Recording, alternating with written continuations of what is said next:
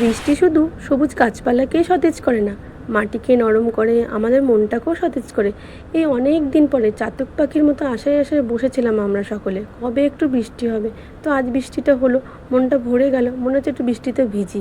তো নমস্কার, গোগল মানুর পরিবারের সকলকে অনেক অনেক স্বাগত জানাই। আজ মঙ্গলবার, এখন ঘড়ির কাঁটা 11টা বাজে। গোগলকে স্কুল থেকে বাড়ি নিয়ে আসলাম, তো এখান থেকে ভিডিওটা শুরু করলাম। তো দেখতে থাকো আজকের ভিডিওটা কেমন হয়। তো এবার আমি এই যে আম দিয়ে ভাত খেতে শুরু করে দিয়েছি। মেয়েও আম দিয়ে ভাত খেয়েছে, বকুলকে তো স্কুলে খাইয়ে দিয়েছি। আর ওর বাবা রুটি খেয়ে গেছে। সকালবেলায় বাবা আটা মেখেছিল, বেশি হয়ে গেছিলো, আমাকে বলছে রুটি খাবে, আমি বললাম না। তারপরে দেখো বাবা চলে এসছে, আমি তাহলে ওর বাবার জন্য রুটি করে দিই। তো রুটি করে দিয়েছি, আর ভেন্ডি ভাজা বাবা করেছিল সেই দিয়ে খেয়ে গেছে। তার জন্য সকালে রান্নার আমাদের আর চাপ নেই। এই যে আম ভাত খেয়ে নিচ্ছি, এরপরে দুপুরে যা রান্না বান্না হবে তাই করবো। তো দেখতে থাকবো আজকে ভিডিওটা। তো সকালের খাওয়া দাওয়া তো হয়ে গেল, অনেকটাই দেরি হয়ে গেছে আমার খেতে। তো এবার এইখানে সকালে যেই সব জিনিসপত্র ওই ঘরের ভিতর থেকে নিয়ে আসি, মানে রাত্রে হলে এখান থেকে সব ঘরে নিয়ে যাই, ঘরের থেকে আবার সকালে এখানে নিয়ে আসি, সেগুলো তো আর আনা হয়নি। তো এখন নিয়ে আসলাম, রান্না তো করতে হবে দুপুরবেলায়, সব তো লাগবে এগুলো, তো নিয়ে আসছি। আর ইঁদুরের জন্য আর পারছি না, ইঁদুর বেশ দুদিন একটু বন্ধ হয়েছিল, আবার উৎপাত শুরু করে দিয়েছে। তবুও আমি উৎপাত বন্ধ হলে কী হবে, আমি নিয়েই যেতাম ঘরে, বন্ধ রাখিনি। কবে কোন দিনে এসে ইঁদুরে উৎপাত করে, ঠিক আছে, এবার ঘরের মধ্যেও ঢুকে গেছে। এবার গরম পড়ার পর থেকে ওর বাবা নিচে আবারও শোয়া শুরু করে দিয়েছে। তো আগে একদিন এরকম ইঁদুরে ওর বাবার পায়ের ওপর দিয়ে চলে গেছে, ভাগ্যিস কামড়ায়নি, আঁচড়ও দেয়নি। তো ভয়ে আবার উপরে উঠে শুয়েছে, কিন্তু ঘুমাতে পারছে না। মানে যত টান টানভাবে শুতে পারবে একটু ঘাড়ে যন্ত্রণাটাও কমবে, আর ঘুমটা ওর খুবই দরকার, একদমই ঘুমাতে পারে না। তাই একটু আর কি নিচে শোয়ার ব্যবস্থা করেছিল, কিন্তু ইঁদুরের জন্য সেটাও শুতে পারছে না। মশারিটা তো আনানো যায় না, কারণ মশার উৎপাত একটু কমলে কি হবে, মানে গরম তো লাগছে, মশারির মধ্যে হাওয়া ঢোকে না একদমই। তাই মশারি ছাড়াই আর কি শুচ্ছি আমরা সব, নিচেও শুলেও ওরকমভাবে শুচ্ছে না, উপরেও তাই। তো এবার মশারি টানালে তো আবার গরমে হাঁসফাঁস হাঁসফাঁস করছে, কি করব।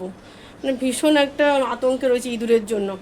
কালকে আবার ওর বাবা নিচে শুয়েছে, আগের দিন ওরকম হলো, আবার কালকে শুয়েছে পরে, মানে আমি দেখছি মানে একটা খসখস আওয়াজ হচ্ছে। আমি ফোনের লাইটটা জ্বালিয়ে দেখি ইঁদুরটা নামছে, ওর বাবা শুয়েছে, ওর বাবার একদম বুকের উপর দিয়ে চলে যেত, তা সেটা যায়নি, পাশ দিয়ে বেরিয়ে গেছে।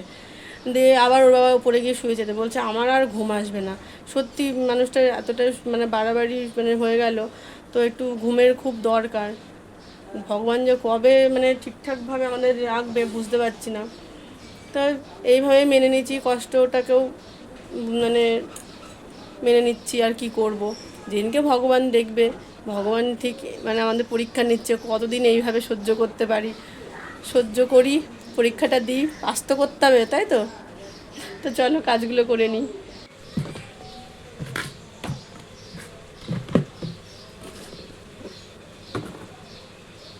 এদিকটাও তো মোটামুটি গোছানো হয়ে গেছে।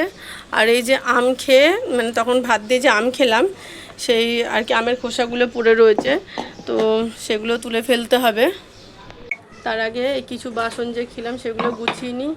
আর এই গামলাটা ভাইয়াদের, ওটাও দিয়ে আসতে হবে, কাকুর এতদিন ছিল না, তাই আমার ঘরে ছিল, তাই এখানেই রেখে দিয়েছি, পরে দিয়ে দেবো।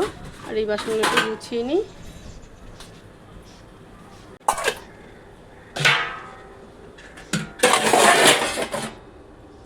আমি একটুখানি গেছিলাম দোকানে, এসে দেখি ওর বাবা চলে এসছে।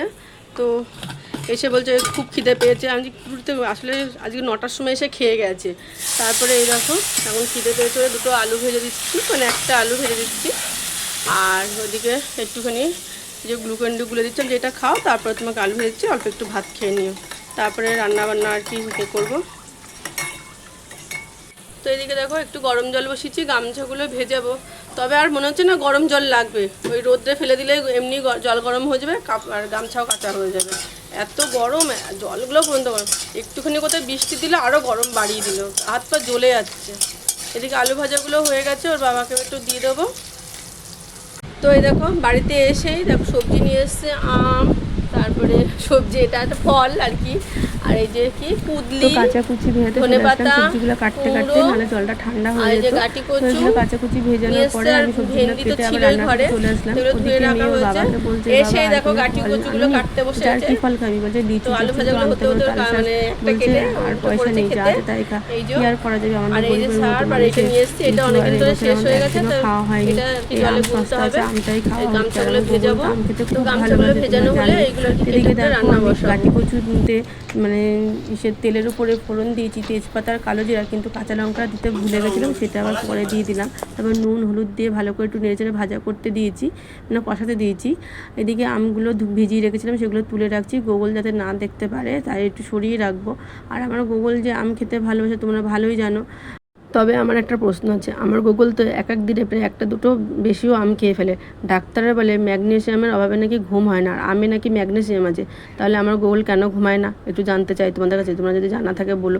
ও কিন্তু খেলাধুলো সমস্ত কিছু করে, কিন্তু ঘুমাতে মোটেও চায় না। তো এদিকে দেখো আমার এদিকে কষানো হয়ে গেলো, জিরে ধনে গুঁড়ো দিয়ে একটু জল দিয়ে একটুখানি ভালো করে নেড়েচেড়ে আর একটু কষিয়ে নেবো, তারপরে পুরো জলটা ঢেলে দেবো। সকালবেলায় 2 মিনিটের বৃষ্টিটা কোনো দেওয়ার দরকার ছিল, দেওয়ার পরে তো এখন গা জ্বালা পোড়া করছে। মানে তখন তো এত খুশিতে ভরে গেছিলাম, তারপরে আমার মনে হলো এই বৃষ্টিটা থামার পরে যে স্বর্গের দেবতারা যে ফুল গাছগুলো লাগিয়েছিল সেখানকার ফুল গাছে এই মালিরা জল দিচ্ছিল, তাই একটু ছিটে ফোটা আর কি আমাদের গায়ে পড়লো, বুঝলে বন্ধুরা। আর কিছু বলার নেই। তো দেখো রান্নাঘরে সব জায়গায় স্ল্যাব টেলাবগুলো একটু পরিষ্কার করে নিচ্ছি, এবার ধনে পাতাগুলো কুচি করে নিচ্ছি। এরপর ওদিকে কষাতে দিচ্ছি, তার মধ্যে একটু জল ঢেলে দেবো, জল ঢালার পর তারপরে ফুটে উঠলেই আর কি ধনে পাতাগুলো দিয়ে নামিয়ে ফেলবো। তো আজকে আর কী রান্না হয়েছে সেগুলো দেখে নাও। ওই যে আমরা দিয়ে ডাল, মানে আজকে করিনি কালকে করা ছিল সেইটাই। আর ওদিকে হচ্ছে কি যে তোমার ভেন্ডি ভাজা, আজকে খাওয়া দাওয়াটা খুব ভালোই হবে, জমে যাবে। বর বলছে পুরো আমার মায়ের মতো রান্নার গন্ধ পাচ্ছি গো। এরপর সন্ধ্যা হয়ে গেছে, সন্ধ্যা দিতে আসলাম, সন্ধ্যা দেওয়া হয়ে গেছে আর কি, এবার বাটাগুলো তুলে নিচ্ছি। আর এদিকে দেখো ঠাকুরকে আমার বরের এত গরম লাগে, তাই বলছে যে কৃষ্ণরও গরম লাগে, তাই আমি কৃষ্ণর গায়ে ওড়না বা কোনো জামা চাপাইনি, তাই বাড়ি চলে এসছে। তো আমাকে বলছে, আমি বলছি তুমি জামা পরাওনি কেন, বলছে ওর জন্য তো জামাটা পরাইনি, গরম লাগছে না। তো এখানে তো ফ্যান, তাহলে একটা ফ্যানের ব্যবস্থা করো। তো বলছে ঠাকুর যেদিনকে জোগাবে সেদিনকেই ফ্যানের ব্যবস্থা হবে। তো এই ঘরে ফ্যানের ব্যবস্থাটা করা হবে, দেখি কবে হয় জানি না। ওদিকে আমি ঠাকুরকে পুজো দিতে দিতেই কিন্তু কতগুলো জামা কাপড় আর কি ভাঁজ করে নিয়েছিলাম, সেগুলো আর কি কালকের আজকে সব মানে মিলেছিল। তো আমি আজকে সকাল থেকে আর কি ভাঁজ করে নিই, গরম লাগছিল বলে, আর দিকে কাজকর্মও ছিল, তাই এখন সব গুছিয়ে নিলাম। গুগল এখন ছোট্ট আমার ঘরে আছে, মেয়ে পড়তে গেছে ফাঁকা ঘরে, আমি সমস্ত আর কি করে নিলাম। তো গোছানো যে এই জামার পিসটা দেখতে পাচ্ছ, এটা চুড়িদারের পিস আর কি সেট। তো বৌদি বানাতে দিয়েছে, সেটা বানাবো, কখন বানাবো জানি না, আজকে তো আর হবে না।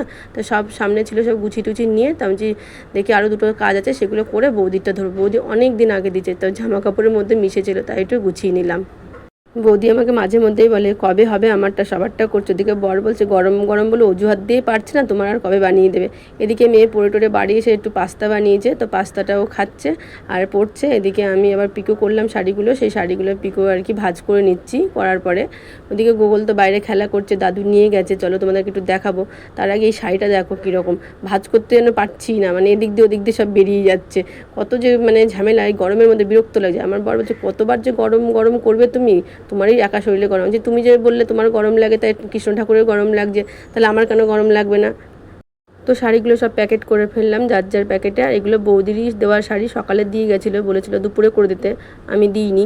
আমি বলেছিলাম সন্ধ্যাবেলায় দেবো, কালকে সকালে দিও তাদেরকে। তো ওদিকে এই শাড়িগুলো করার আগেও কিন্তু আমি আরও দুটো তিনটে মানে নাইটি সেলাই করেছি, আর পাশের বাড়ি বৌদি এসেছিলো, বসে থেকে সেলাই করে নিয়ে গেছে। তো সব কিছু তো আর ভিডিও করা যায় না। তো এই দেখো গোগল আর সুকৃতি দুজনে মিলে খেলা করছে। তো গোগল তো বাইরে থাকে, কিন্তু সুকৃতি সেরকম একটা বাইরে বেরোয় না, তো আজকে খেলতে নিয়ে দুজনে খুব খুশি। তো আজকের মতো ভিডিওটা এই পর্যন্ত, সকলকে টাটা।